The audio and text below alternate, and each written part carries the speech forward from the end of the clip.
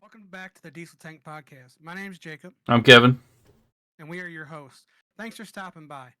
Please hit that follow, like, and subscribe button on whatever platform you find us on. We'd greatly appreciate it. Now, thanks. Let's get to the topics of the night. Our topic tonight is talking about the lack of a better term, I guess, quality of drivers nowadays, and what is we think the cause of the wrecks that are happening in the wintertime so bad right now, the wrecks throughout the year that are happening, and a long topics with that. So join us with this podcast, and let's see where we go with this. So, what's your thoughts on it, Kevin?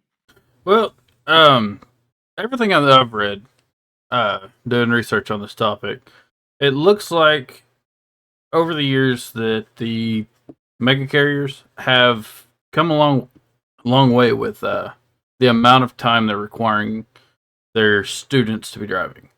Um, I think, was it one article I read was like it's up to 6 weeks now. I do not think that the new drivers into the industry need to be training other drivers. What No, do you I think? have seen some. Sorry about that. I have seen some where they say that after 3 months, they're. I know some companies after 3 months they're putting two drivers pretty much to train. They're talking about training each other on Mm, the truck. see, I don't think that's a good idea.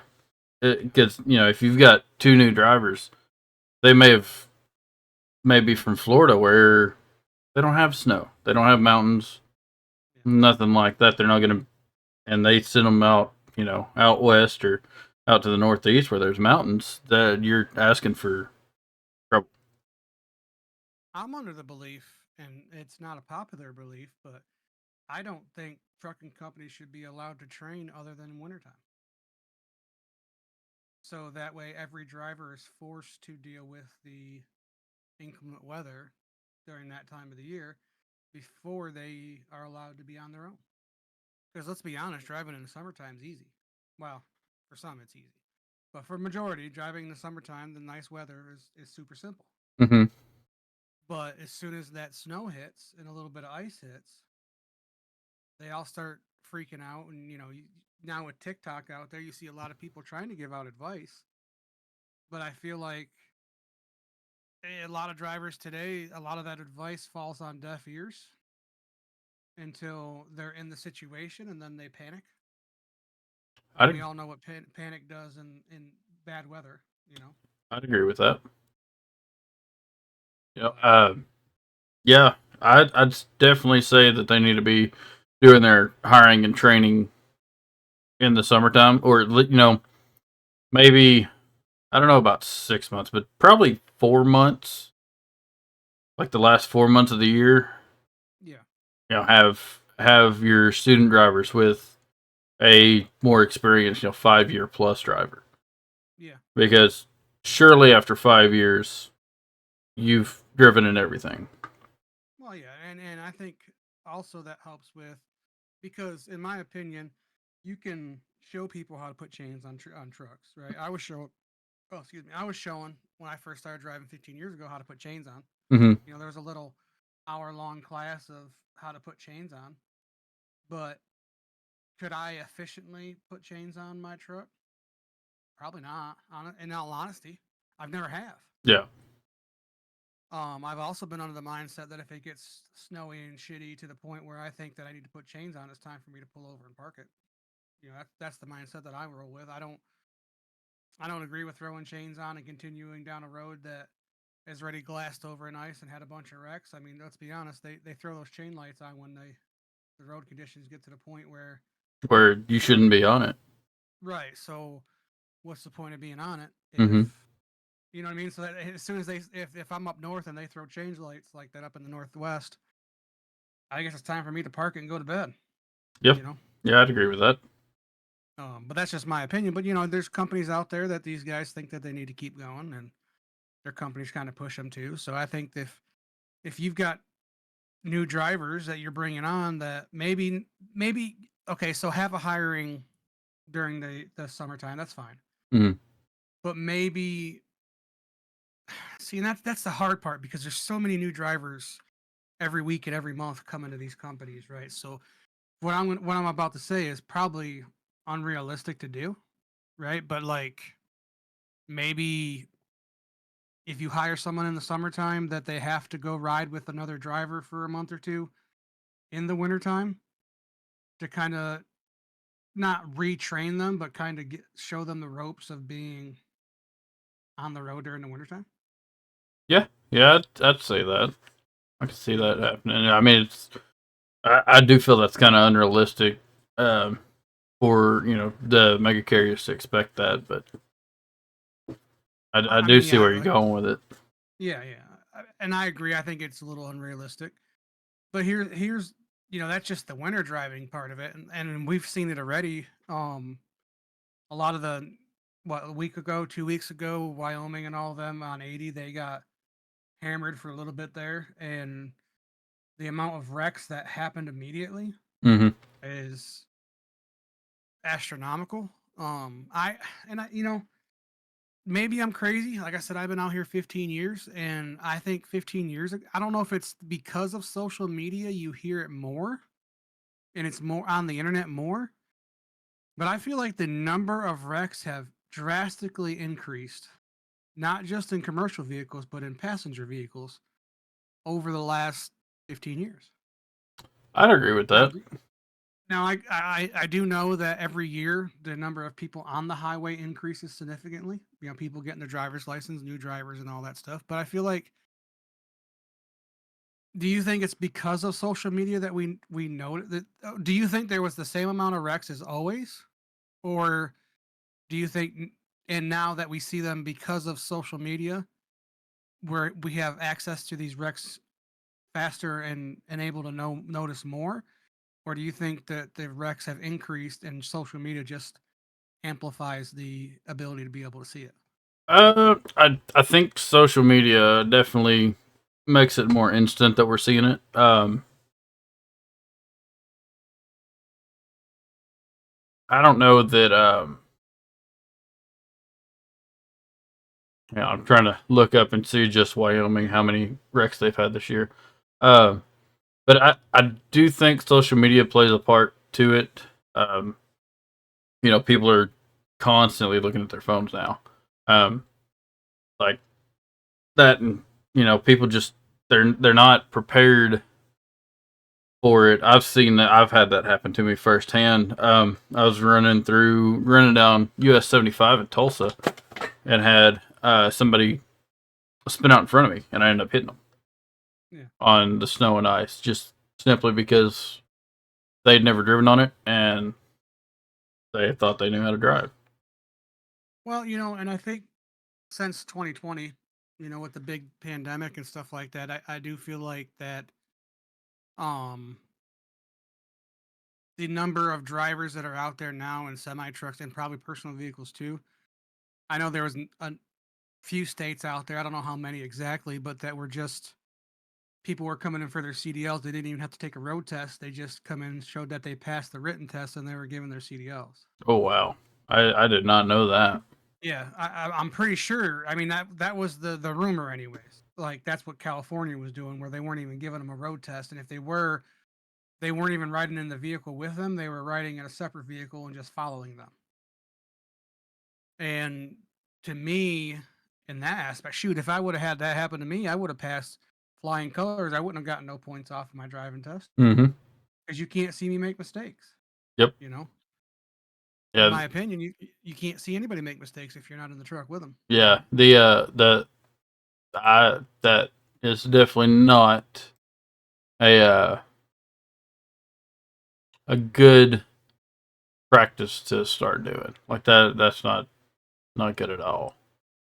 So, do you think that um carriers should have longer training, or do you think that the 6 weeks? Because I know when I got my CDL, it was 15 days that it took me to get my CDL, 3 weeks, and then I went to an actual mega company Hmm.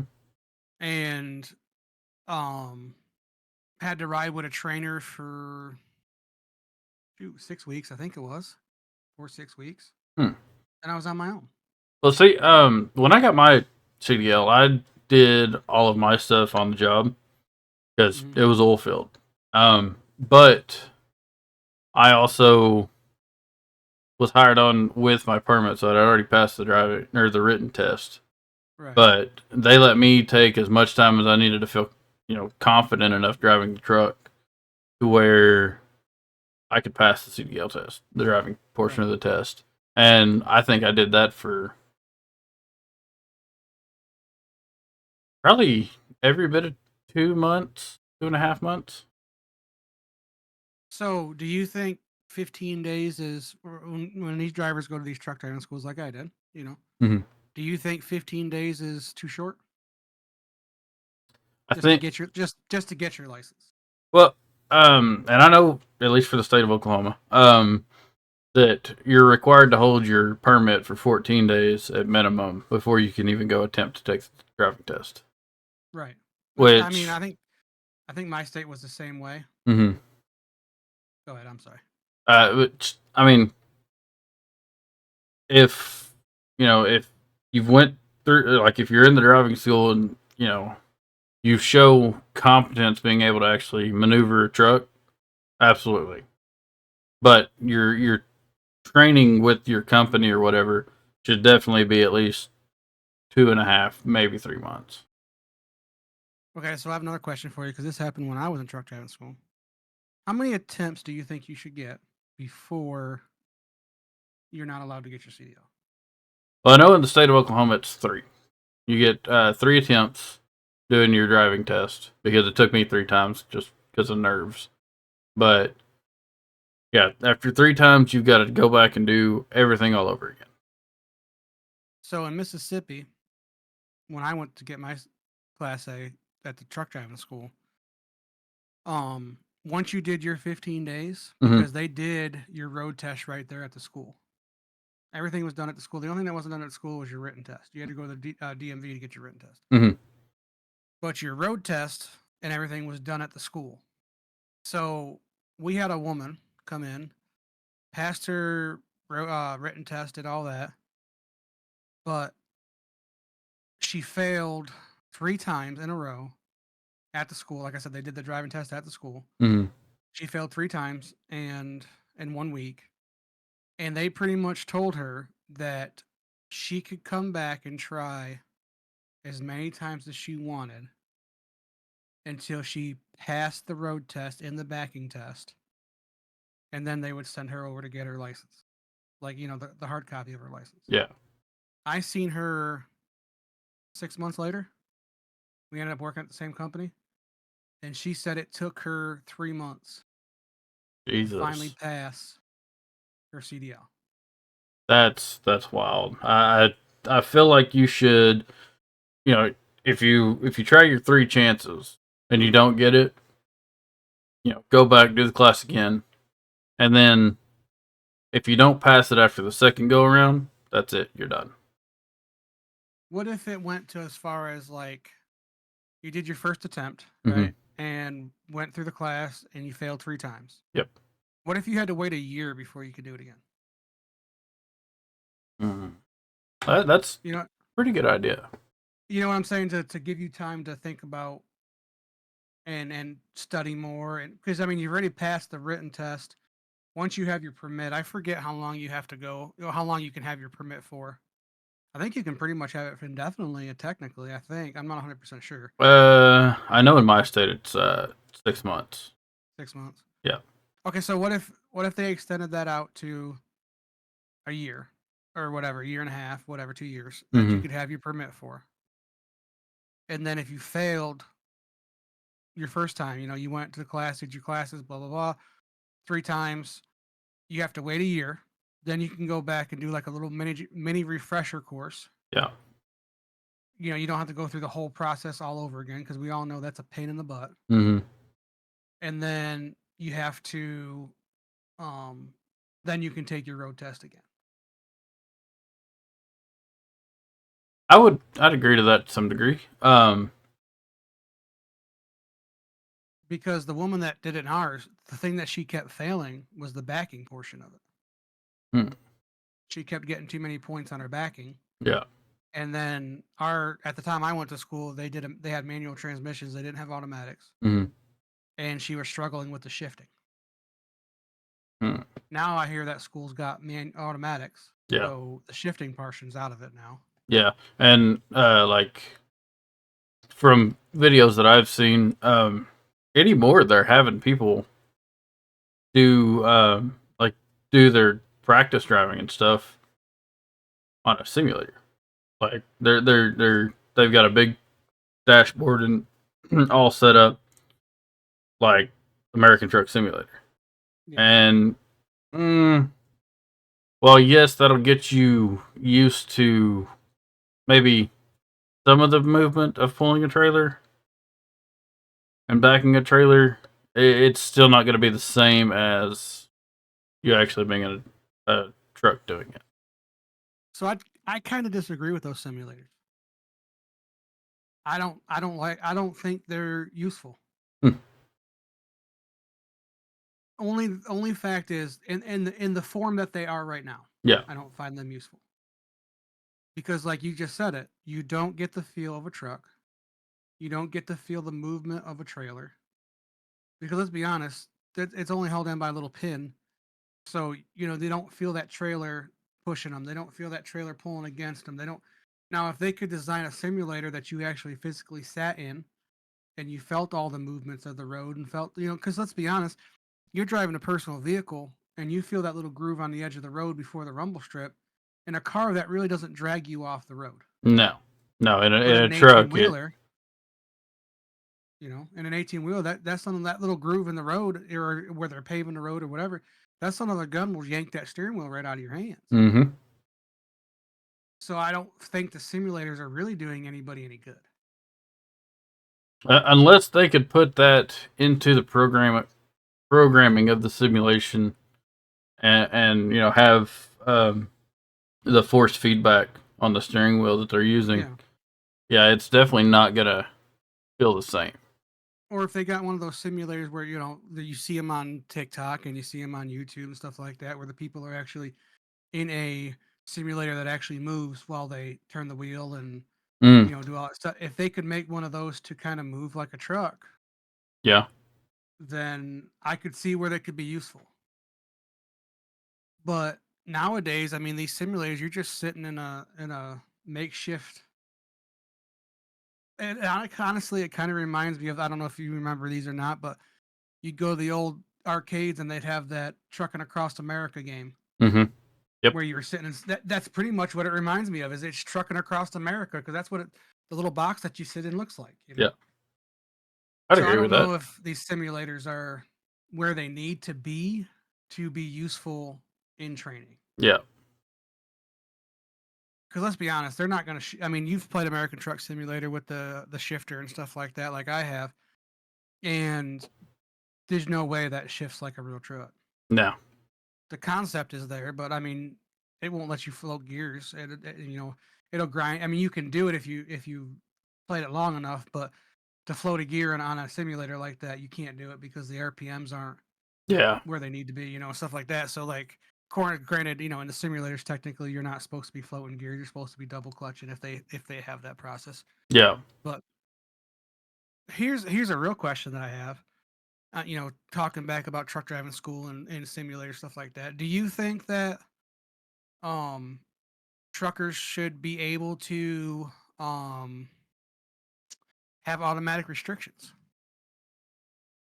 Now, granted, I know nowadays, like most trucks are automatics. I get that. But I could see where there's an issue like I had one time where if I didn't know how to drive a manual truck, I would have been stuck. Our truck broke down. I had to go into shop for a few days, and we had to continue a load, so they gave us a rental. Mm-hmm. But the only rental they could find was a manual transmission. Hmm. You know what I mean? So I definitely feel that companies should be teaching, how to operate a manual. Mm-hmm. Now having your training trucks as a manual, cool. Like that'd be perfect. And your testing trucks be manual. That way, the driver isn't getting screwed when it comes to finding a different place that only has manuals. Like the company that I work for, they say on their website they require you to not have a manual or an automatic restriction on your license, but they don't enforce it. I talked to one of the other drivers that does what I do, and he's never driven a manual truck in his life. He's got the automatic restriction and everything. Well, the last company my wife and I worked for locally, when we got hired on, you had to know how to drive a 13 speed because a quarter of their trucks are manual trucks and we're 13 speed. Mm-hmm. And a week after we got hired on, or 2 weeks after we got hired on, they took that requirement away. Huh. Like we legit had to prove that we knew how to drive a 13 speed before they'd let us drive. Yeah. And then 2 weeks after we got hired, they took that requirement away. And you could have an automatic restriction to come work there. Like, So it's like companies are going towards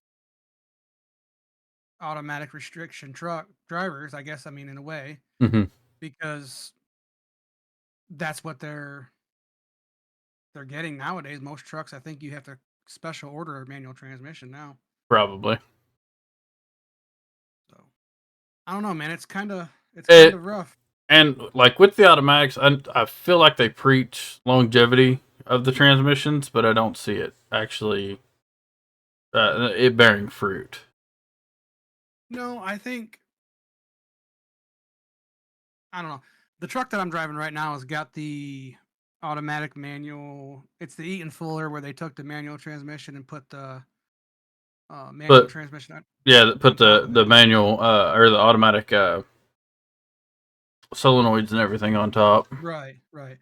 And now, do yours still have a clutch pedal or no? No, Okay. no clutch pedal.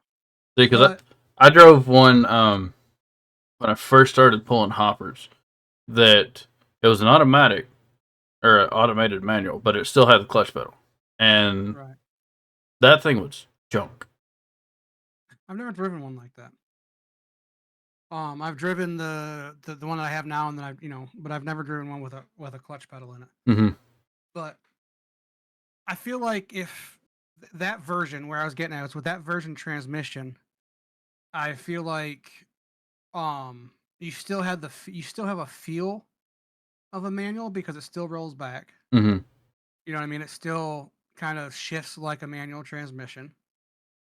So you kind of get that feel of that way, so it's not so bad. But I've driven straight manual trucks like the Volvos with Mac, the Mac, and they join together and stuff like that. And I feel like they've got a pretty good setup going on there. It's pretty smooth and they've got it down pretty good, so their transmissions seem like they last quite a while, but I've heard a lot of complaints out of like the PACCAR transmissions and stuff like that on their engines. Yeah. Where people are having a lot of issues out of them. And the thing is once one of those go down on one of those new trucks, you can't just change it out. No. You know what I mean? Like my truck, if my automatic transmission went out of my truck right now, I could legit go to a dealer or go somewhere and have them throw a manual transmission in it. Yeah. And it wouldn't be either 13 because it's got a 10 speed, so they could either throw a 10 or a 13 in it. Mm-hmm. And I'd probably be down a day and a half.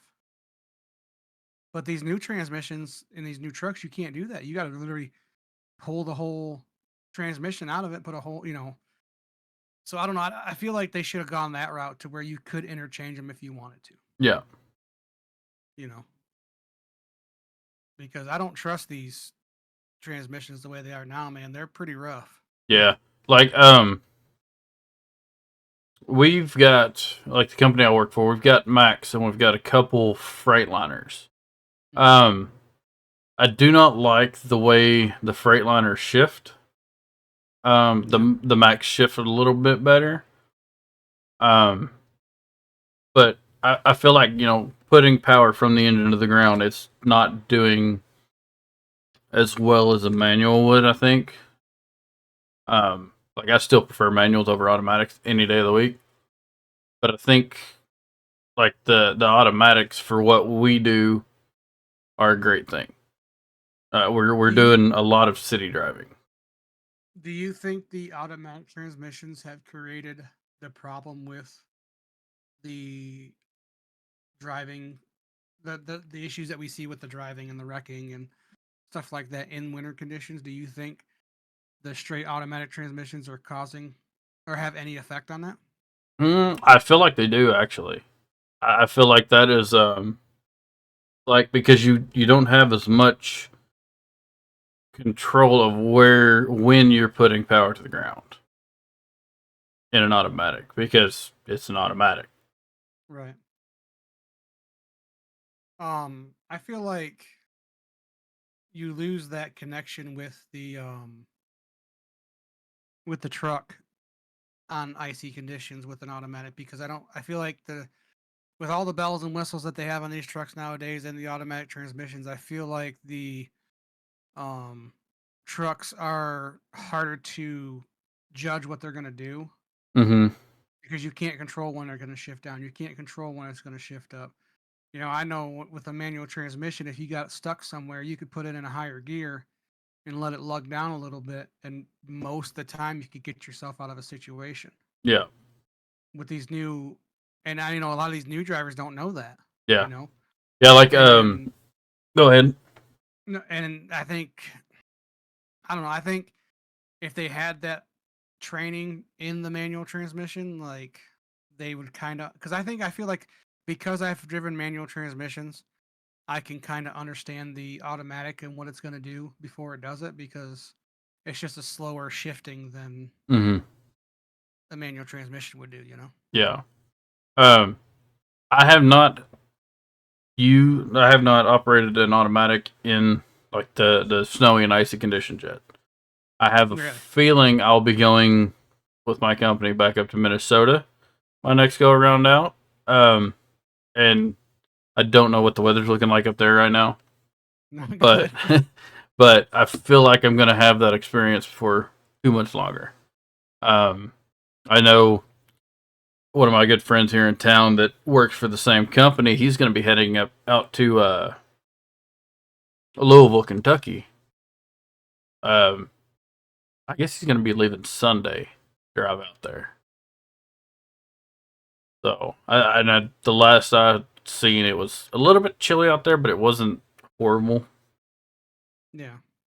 So, I don't know, man. I think there's so many factors nowadays that contribute to these people wreck. Because I don't know, man. I know, and I hate to keep saying this and beating a dead horse, but when I went back to when I first started driving, I feel like drivers were less distracted than they are now. mm-hmm. And I think that's why you see when these wrecks happen, that's why you see such big pileups Yeah.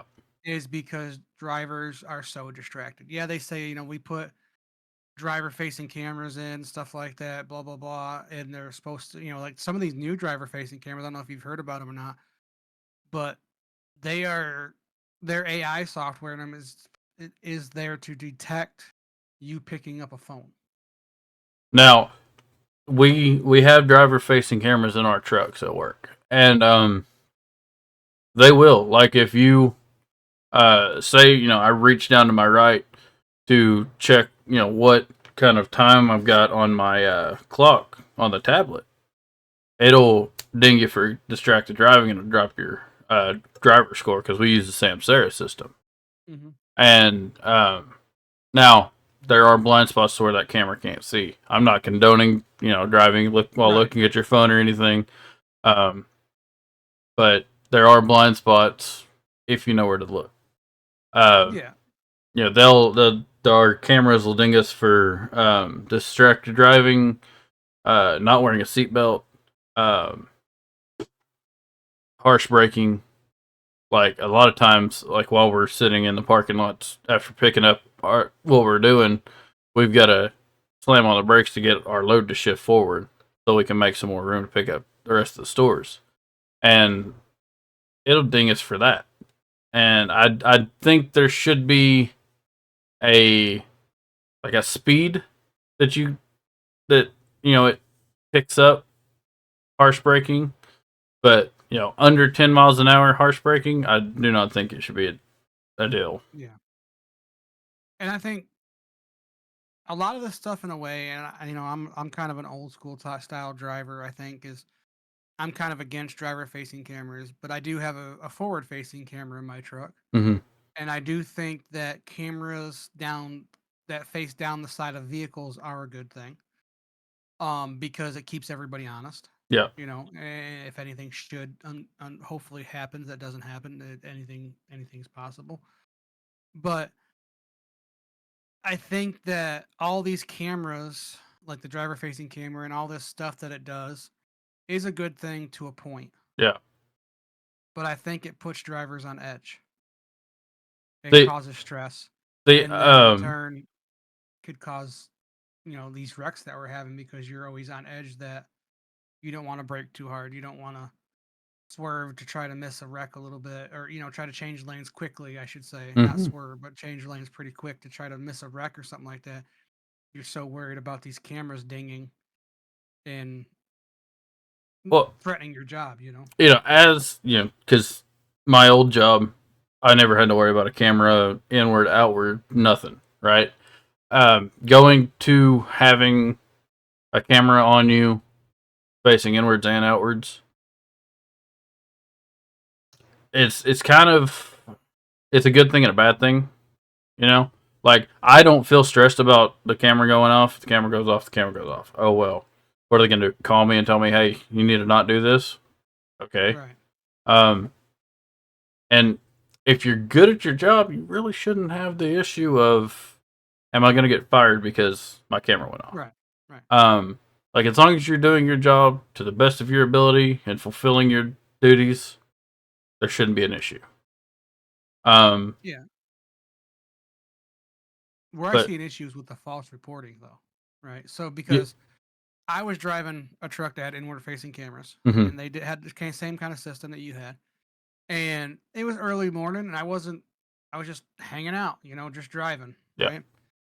And it dinged me for distracted driving, but it said I was sleeping, hmm, and that it said my eyes were closed. Well, if you see my face in the camera, I have squinty eyes. You yeah, know what I mean? So from what 3-4 feet away, how can you really tell that if my eyes are open or closed? yeah. You know what I'm saying? So like, and then then I had to go back and forth with them, and it makes you nervous to a point. Like, what are they gonna ding as something that I'm doing wrong? And I think, and that's what I was trying to get to is like, is are these new drivers, for lack of a better term, gun shy of these cameras, and they're so worried about getting in trouble due to these cameras that maybe that's what's causing a lot of these incidents. I could see that for sure. Because they kind of beat it into your head at some of these larger fleets that, it's kind of like them watching you. Mm-hmm, But it's almost kind of like that thing, like, and I don't believe it. I've never heard anybody happen to anybody, but it was like when the ELDs first started becoming mandatory, this, that, and the third is, they were telling people, or the rumor got out there that trucking companies could turn your truck off while it was going down the road if you did something wrong or if you went over time, whatever. yeah, There was a rumor going around that they could turn your truck off from wherever their main office is at. yeah. Yeah, see, and that was one thing that I was having trouble comprehending whenever the ELDs first came out, or not first came out, but first were mandated because I'd only ever driven paper log. Yeah. So I was like, well, how the fuck does that work? Or Yeah, excuse my language, but and the thing is like I hear people say that, but then if you actually sit down and think about it, how is that safe and how is that a thing? Mhm. If you really sit down and think about it, because like, how are they going to shut your truck off in traffic or going down the road, and then you lose all control of that truck? Yeah. Then who has control? Yeah. You know, and then again, you're causing wrecks. So I ain't never met anybody that has actually had that happen to them, Mhm. but I could see stuff being spread around like that that could cause you to be so nervous that you don't want to make a mistake. So then you end up pretty much reacting too late. Yeah. Yeah, I think see, is what I was getting at. and like I think another thing with the, since we're on the topic of safety and whatnot with new drivers, I they need to not have like some of these delivery dates on such tight time constraints. Yeah. Um, because then it makes people have to drive dangerously in order to get the load there on time.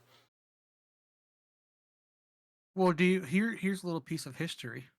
I know it's not really what we're talking about, but do you know what company started that just in time freight? Mm-mm. It is a company called Roberts Trucking, LLC, or Roberts Transportation, something like that. Mm-hmm. And they actually turned into FedEx Customer Critical, Really? or FedEx. And they were the ones that pushed the just in time. Hmm. And they're the ones that kind of pushed that side of the industry to that where they were just delivering freight in just enough time for you to need it so you didn't have to have as much warehouse space. Hmm. And it was saving on that type of stuff. So it was a kind of like the FedEx Custom Critical, the FedEx delivery side of it. That's what Roberts turned into, was the Custom Critical and the FedEx just in time freight. Hmm. And that kind of pushed all these other companies to start using that just in time freight, because I don't know if it's this same way everywhere, but I know here in Mississippi, like if a manufacturer or a big box store, they have to pay for tax on all that inventory that they have in their building. Hmm. So anything that's in the stock room, anything that's out on the floor, they have to pay tax on that. Yeah. And so even manufacturers, they have to pay tax on that. So them having the least amount of inventory benefits them because it's less tax that they have to pay on it. Yeah. So that's like when you go to Walmart or Home Depot or whatever, and you want something, they're like, "Oh, we can have it for you next week. We can order it and have it shipped right to your home," Yeah. because that prevents them from having to have so much inventory in that store Yeah. at one time, which is kind of irritating for a guy like me.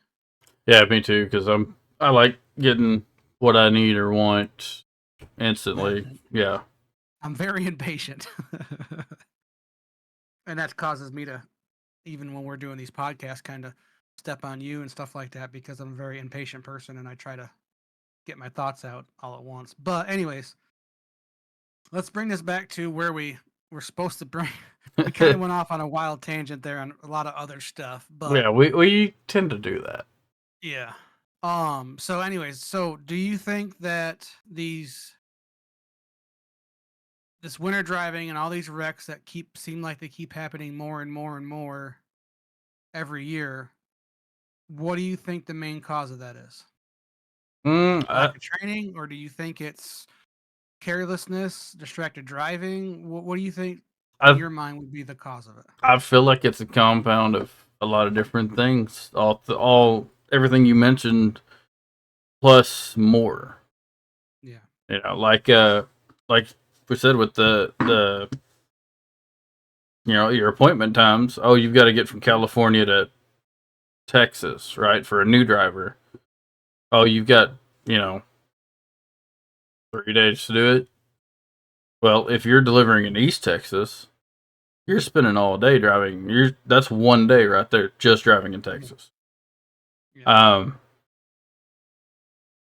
and like I said, if the driver is decent enough and is doing their job professionally, they should be able to make that no issue, right? But as a new driver who's not used to being in the seat and being in a truck for 11 hours of driving a day, they're going to have an issue there. I do agree that I think they push new drivers too hard, too fast. Mm-hmm. But with these larger companies, it's like go, go, go, go. But I do agree. I think that is a problem in the industry where they push new drivers too hard, too fast. And I think they also push even seasoned drivers. I think sometimes they push them to hit these super tight windows, which causes stress, which causes them to. I think, and I agree. I think a lot of these things that they do, like these tight windows and stuff like that, causes these drivers to make mistakes. Yeah. Because they're pushing them so hard. Mm-hmm. And drivers are so scared to say, wait a minute, I need a break. Yeah. Or, hey, can you give me a load that has a little more window on it because I need to kind of take a breather. Well, see, and with the mega carriers holding, the we paid for your schooling to get your license, like we hold that in our hands. It's fear mongering, and I no, like, I remember the reason why I went to truck driving school and paid for it myself out of pocket was because of that. Yeah, that's because I heard drivers say that they would take your CDL from you if you didn't finish your training with them. Yeah, your contract. Yeah. Which in some in a certain form or fashion, I do think that them having a contract that you have to sign if they put you through school is a good thing. You finish this school if you finish out your contract, and if you don't finish out your contract, you owe us money. Cool. Yeah, I do think that gives you a sense of responsibility to your company, right? Like, 'cause a lot of people come from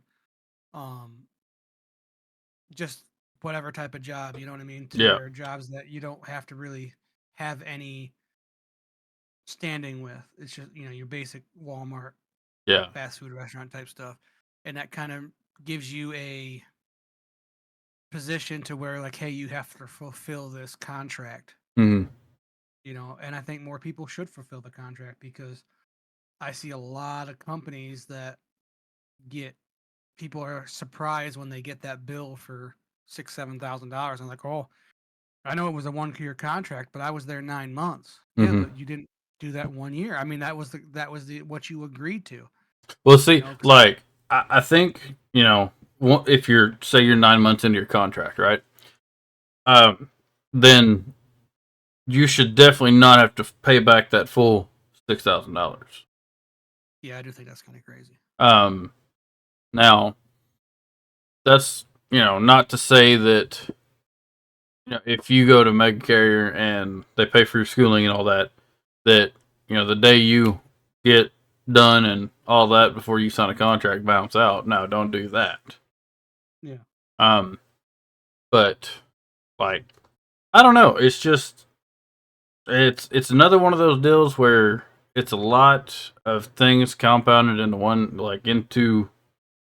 one issue. And new drivers, even seasoned drivers, are too scared to tell a company to piss off if they're pushing them to do something that they know is unsafe. Yeah, I mean, I've seen people, that is one big aspect, and I've also seen companies where drivers get pushed to chain up. Mm-hmm. They're like, well, you've had training, you should have to train up. And then, they'll like, well, you tell me I'm the captain of my ship and I'm the one that's in control. I feel unsafe and I want to stop. And then they start saying, well, this load's got to be there. This load's got to be there. You need to chain up, blah, blah, blah, blah.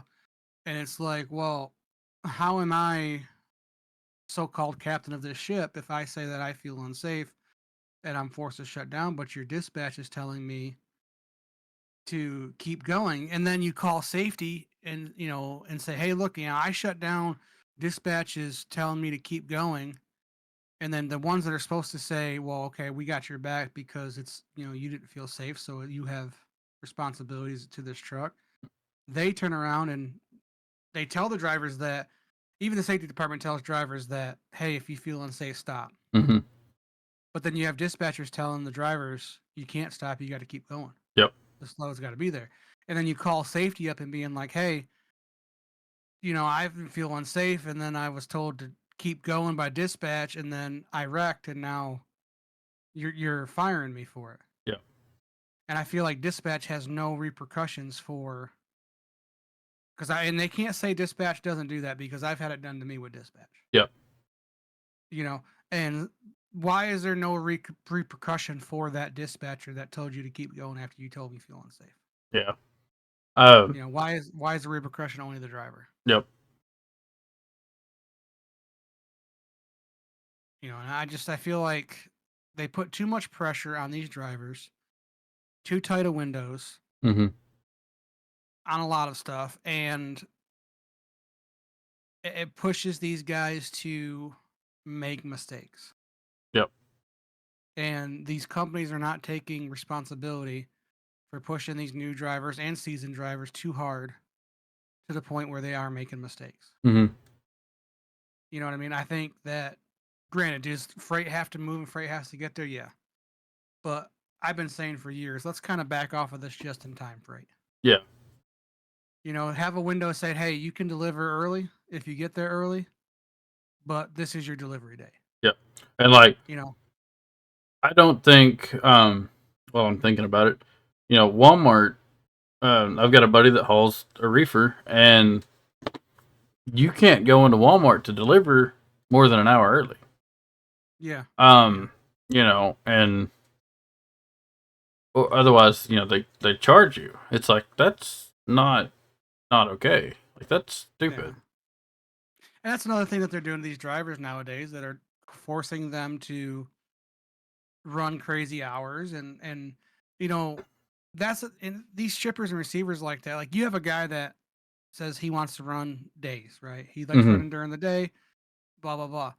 And then they get a delivery time that's midnight.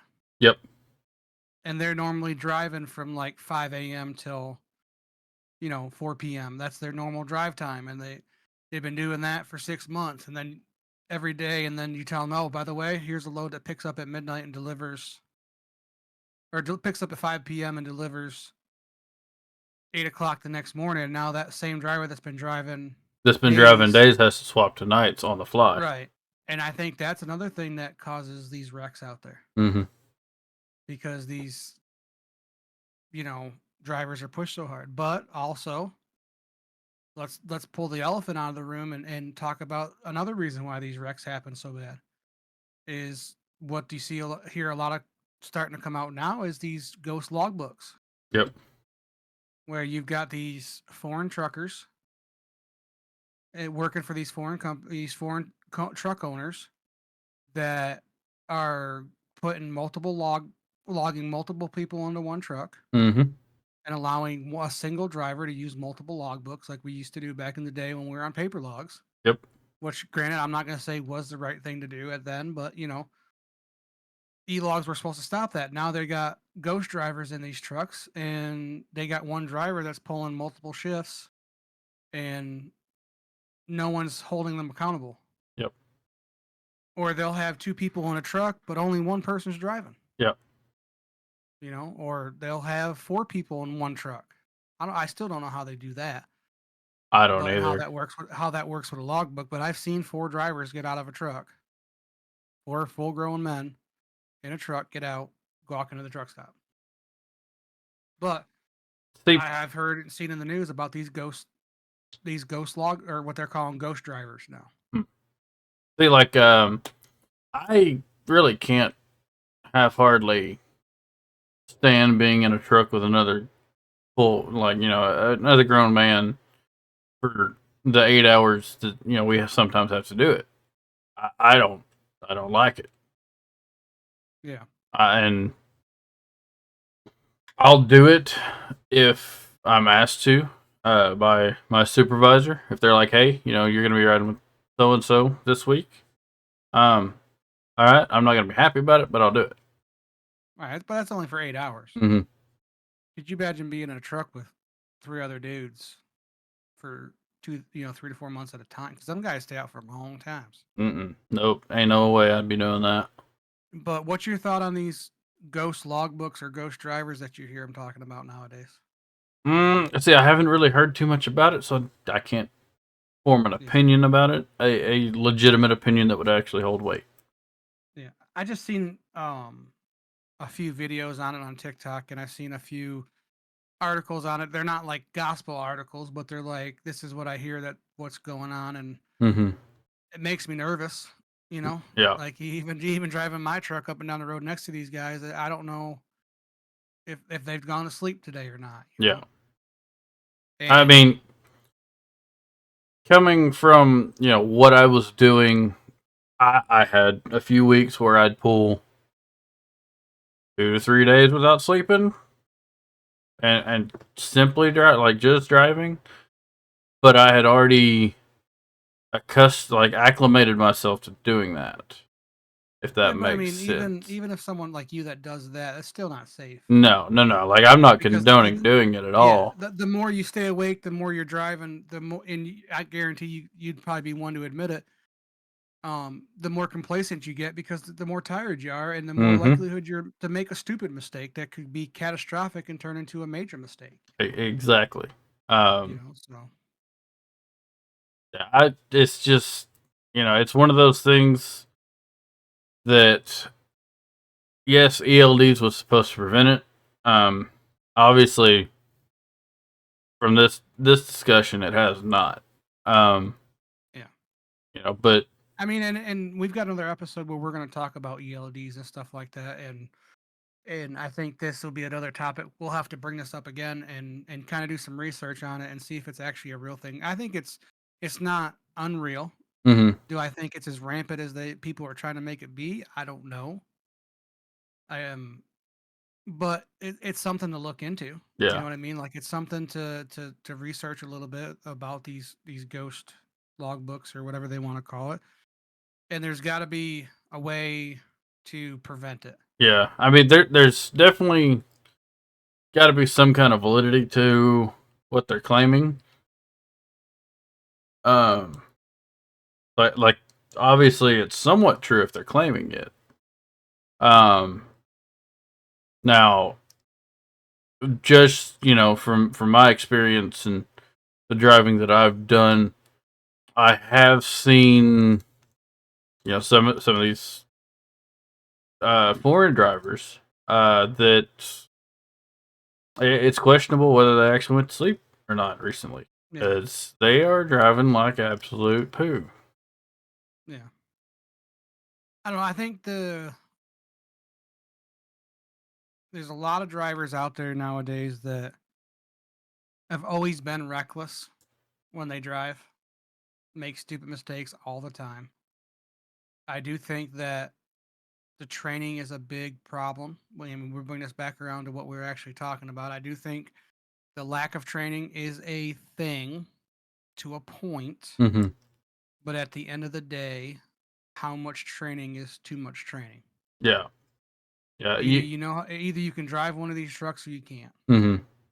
There's no middle ground there. It's just like putting me into a NASCAR. Yep. Either I'm going to be able to drive the son of a gun or I'm not. Yep. You know what I mean? Like fly a plane. Either you have the talent to be able to fly a plane or you don't. Either you have the talent and the knowledge and the ability to drive one of these trucks safely up and down the road or you don't. Yep. There's no middle ground. Yeah, there's only so much hand holding you can do with some of these, people that are trying to drive, and unfortunately enough, I have been stuck with several people with this company that I have to hold their hand every day.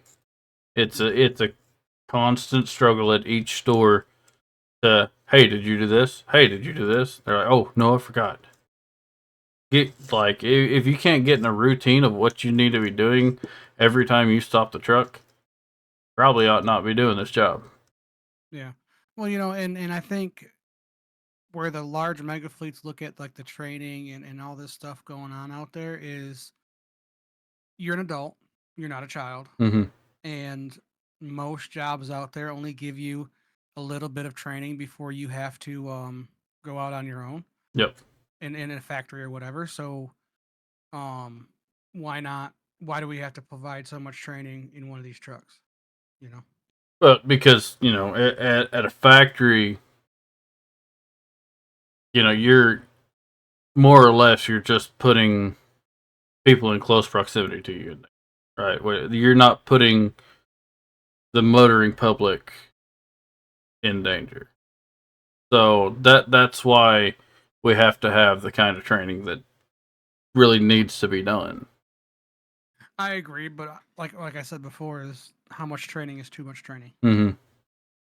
Either you know how to do it or you don't. But the problem is we run into the issue is there's plenty of drivers that shouldn't be out here driving one of these trucks, but because of the society and everything we live in, they're out here driving these trucks. Mm-hmm. I mean, we see it every day. They go down the road, they're missing fairings, they're missing fenders, they're missing Yep. big chunks out of their hood, they're missing headlights. And it's like I've been driving 15 years and I've never been a fairing on a truck. Yep. Never. You know what I mean? Like I've only driven one truck that actually had a set of fairings on it, and never once did I bend them. And I've done some pretty 90-degree turns and some pretty tight corners going out to California with big trucks, and never once bent a fairing or cracked a fairing or took a fender off, or you know what I mean. So like in my mind, it's like if I can handle one of these trucks and be pretty sufficient at it and very good at what I do, why is it so hard for some of these other people to do it, and why are they still out here if they're having this much trouble? Yep.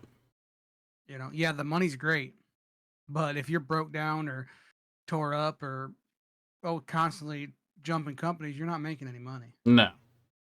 If you're tearing trucks up and wrecking and stuff like that, it's the wrong industry for you. Yep. And I think you're causing unsafe practices. But I think we're pretty close to our time on this one. Yeah, we're about 3 minutes from going over. So I appreciate y'all for tuning in. This was just us rambling about a topic, pretty much, And some of our podcasts are going to be like this. Some of them are going to have more of a structure to them, but we're just kind of winging it and throwing it out there. So we appreciate y'all stopping by. We thank y'all for being here. Hit that follow button, hit the subscribe button, hit a like button, and follow us on some apps. We're going to try to get this podcast out to more locations. You can follow us on YouTube right now, and you can follow us on Twitch right now. We're going to start to probably do some live podcast recordings at some point, maybe here pretty quick, to kind of gauge that a little bit. But for right now, I think these first two that we've done have just been recorded ones. So stick around, stay tuned, and hopefully we'll be able to get out there and do some live broadcasts. Kevin, you got anything else you want to add? Nope, I think that'll do it. All right, thanks y'all for being here. Appreciate you. See you on the next one.